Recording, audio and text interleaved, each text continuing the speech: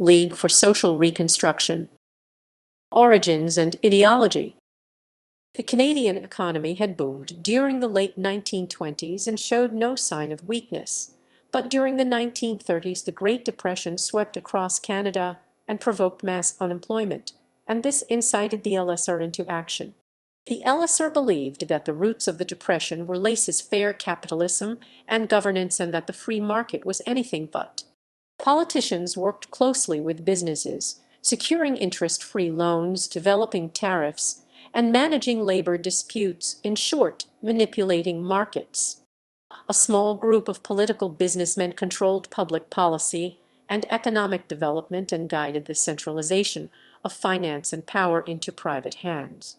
Widespread unemployment marked the Depression and served to underscore financial inequity. In the eyes of the LSR, the problem facing Canada was not an economic depression, it was a corrupt political economy.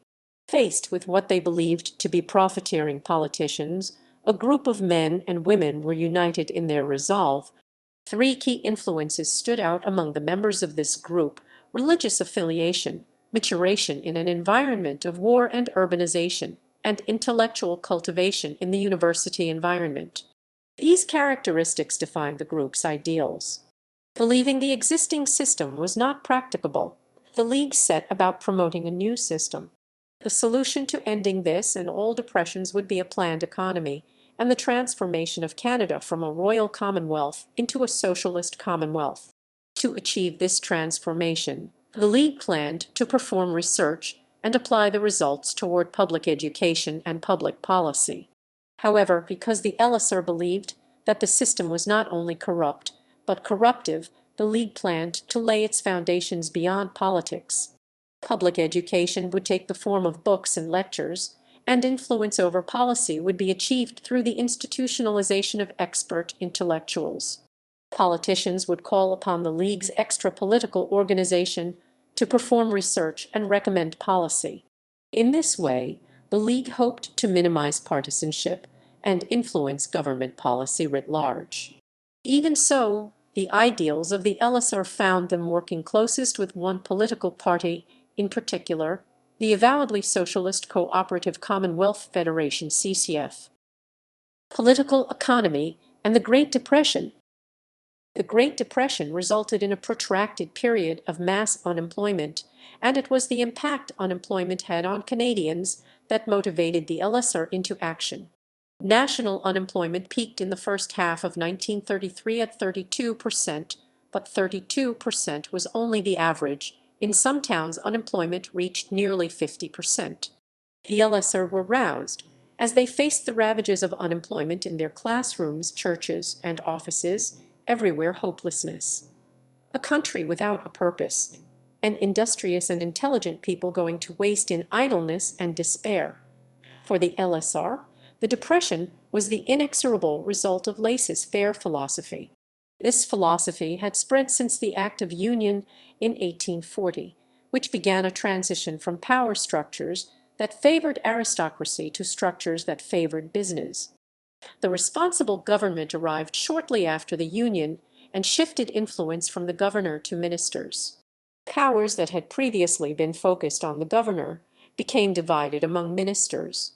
No meaningful administrative structures were implemented to ensure that ministers remained responsive to the public, and ministers aligned themselves with capitalists. Free market governance became the consort of free market capitalization. Legislation regulating conflicts of interest did not exist, and politicians worked openly with business. One former prime minister made the marriage of business with politics strikingly clear when he stated, "My politics are railroads." The developmental history of Canada's political economy was central in the analysis of the LSR, and they later observed that monopolies are not an unlucky accident in our economic system. They are our economic system. Previous economic fluctuations had not created the need for federal unemployment programs, and policy and tradition dictated that assistance was a local. Under the British North America Act of 1867 BNA, the government received most revenue collection powers, and provinces became responsible for social relief, education, and health care. However, 60 years had passed since the BNA, and this was a different economy. The national policy dramatically increased prairie populations, and when depression hit, the prairies, in particular, could not manage social relief, and, along with other provinces, asked for federal aid. Federal politicians believed free markets would rebalance themselves and refused assistance. Liberal Prime Minister William Lyon Mackenzie King refused to attempt relief. Conservative Prime Minister Richard Bedford Bennett declared that provinces should reduce wasteful spending. Laissez-faire ideology underpinned the policies of liberals and conservatives alike. Provinces became disgruntled, relationships with Ottawa became strained, and so it was that the crisis of capitalism triggered a crisis of federalism. Here was the proof that the political economy built by the businessman and the old party politician was defective. The men who had presided over the construction of a complex modern civilization apparently moralism, intellectualism, and elitism, foundations of the LSR. In November 1930, the problems of political economy were the focus of discussion for a group of radically minded professors organized by the University of Toronto historian Frank Underhill. At the same time, in Montreal, the legal scholar F.R. Scott was preparing a book examining the same problems. In August 1931, the two men met and discovered they had developed a similar analysis. Instability and depression were born of a capitalistic political economy, and any permanent solution would be born of democratic socialism. Underhill proposed the formation of a research organization, styled after the British Fabians, modified to suit Canada. The organization's ideas would be spread in two ways, directly into the public mind. Scott agreed.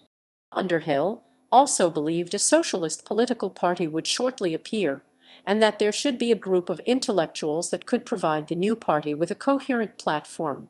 The men returned home, and Underhill established a group in Toronto while Scott did the same in Montreal.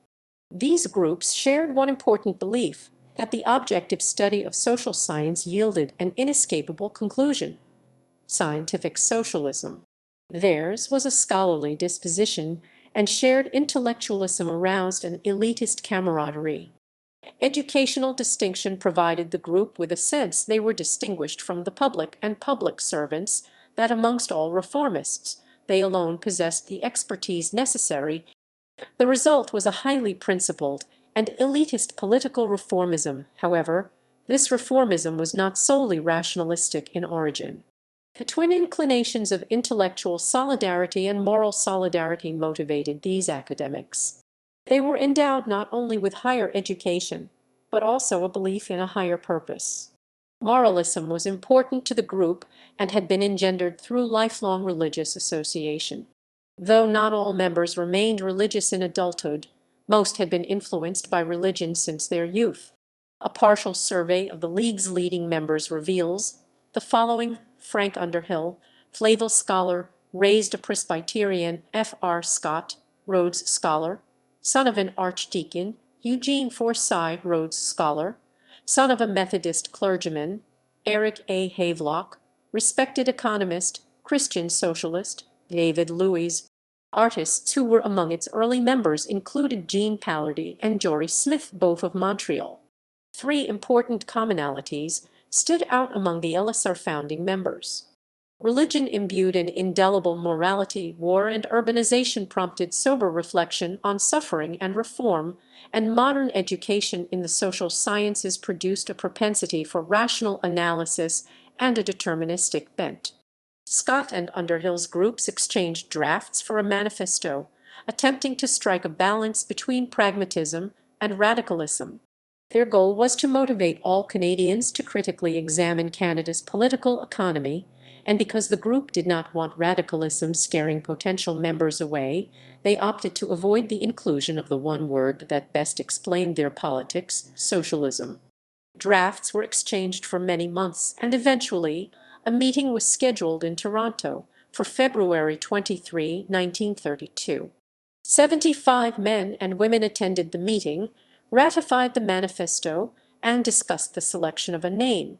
The Montreal group suggested the League for Economic Democracy. However, the winning moniker came from the Torontonians, and when proceedings concluded, the League for Social Reconstruction was born.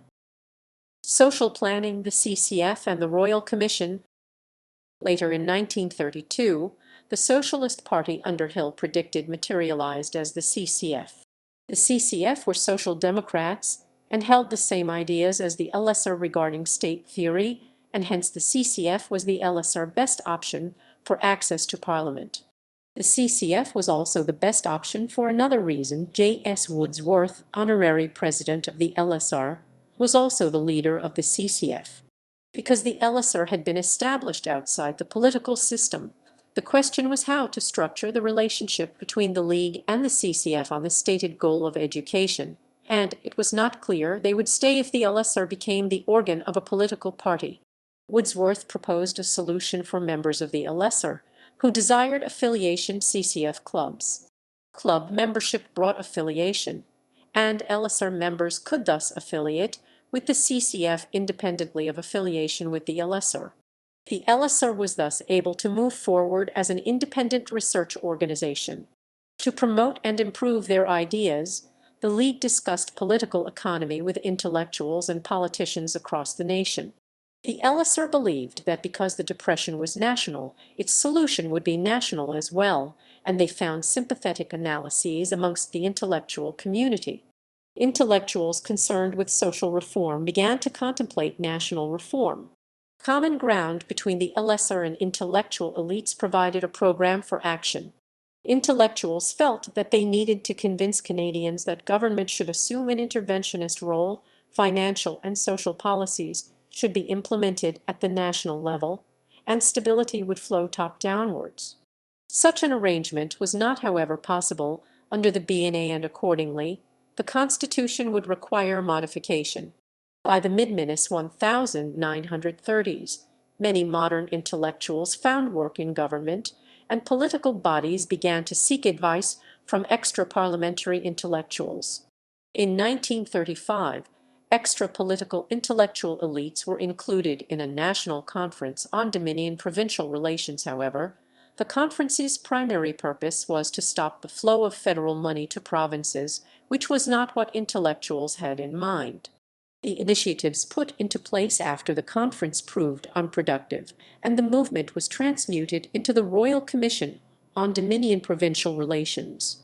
The commission was placed under the control of modern social scientists, including LSR member Frank Scott, and was instructed to provide recommendations for securing the economy and the Federation. In 1940, the commission reported that the Depression resulted from problems in the definition of the Canadian Dominion. The BNA had developed in the context of a weak timber fish economy and could not support Canada's mixed industrializing economy. Industrial growth had increased the complication of economic activity, but the political system had not made corresponding advancements. To solve the Depression, the taxation powers and fiscal responsibilities of the federal and provincial governments required readjustment.